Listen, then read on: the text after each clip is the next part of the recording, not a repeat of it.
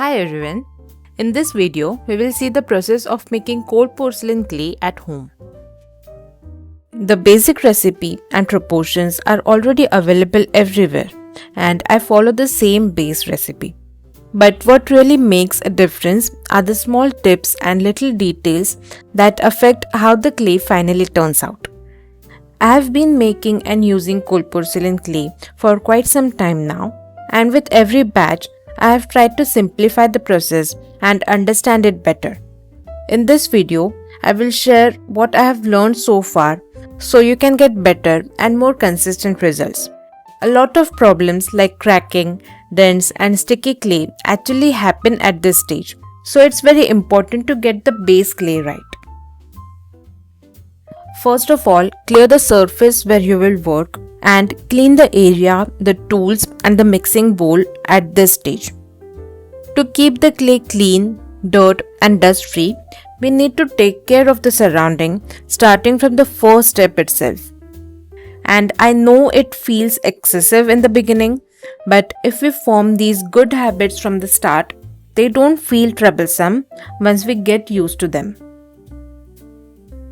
I have started using paper towels to pick up dust as it doesn't leave its own fiber behind, unlike fabric cloth or other tissues. Also, this type of lint roller is the best as it picks up any remaining dust. I also roll it over my hands every once in a while during the sculpting process.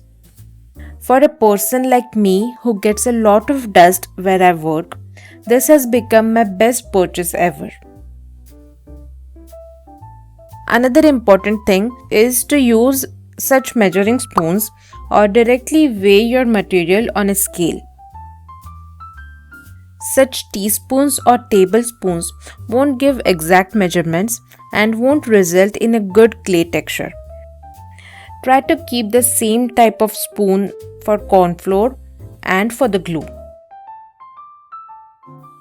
Now let's look at the ingredients we need to make cold porcelain clay. We need 1 part corn flour, 1 part PVA glue, oil and vinegar. Make sure to use MR glue and not any other type. I have personally used only MR glue so far, but I have heard that other glue types don't form proper clay, so glue choice is very important. First, I apply oil to the spoon and measure glue in it. This is a small but very useful tip. The oil prevents the glue from sticking to the spoon. It makes cleaning easier afterwards, and also this ensures that you get the full glue measurement without any loss.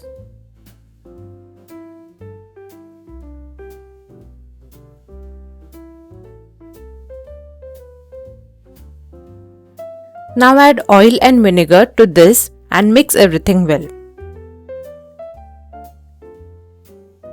I use a plastic spatula for this.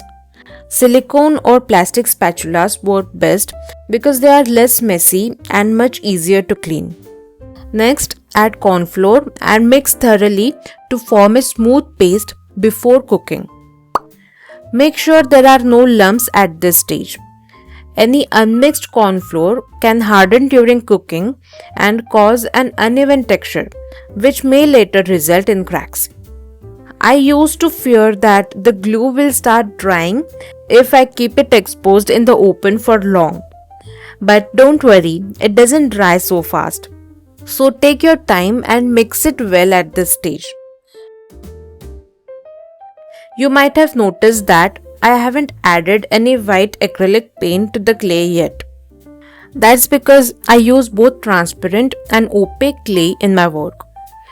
I make opaque clay as needed at the time of coloring. If you want to make all your clay opaque, you can add 1 spoon of acrylic white color in this mixture and mix well. Once the mixture is smooth, it's time to cook it. I cook my clay in the microwave at 900 watts. You can also cook it on the stove. Just make sure to use a non-stick pan and keep the flame on low heat. In the microwave, I cook the mixture in short intervals, stirring very well between each one.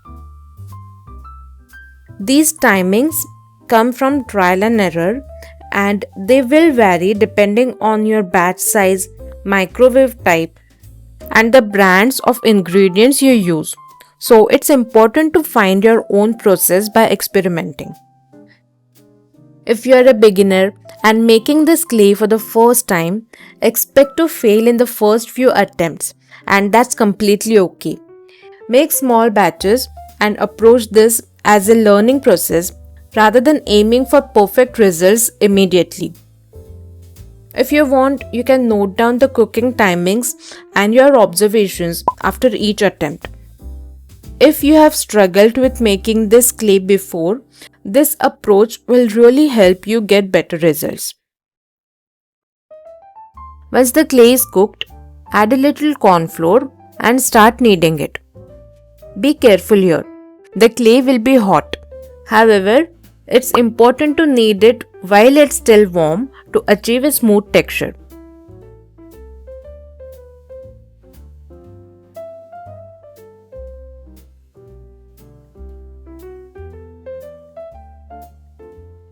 Knead the clay for about 4 to 5 minutes, then apply a little oil on the surface. After kneading, store the clay properly. I wrap it in a plastic bag and then place it inside a Ziploc bag to make sure it doesn't dry out. You can also use an airtight container. After the clay has rested for at least 2 to 3 hours, and ideally for 24 hours, we can start using it. This was the whole process of making this homemade air dry clay. It's easy to make but tricky at the same time. If you have any questions or even suggestions, feel free to drop them into the comments below. I will make sure to answer them. I hope you have enjoyed this video and found it helpful. Thank you so much for watching, and I will see you in the next video.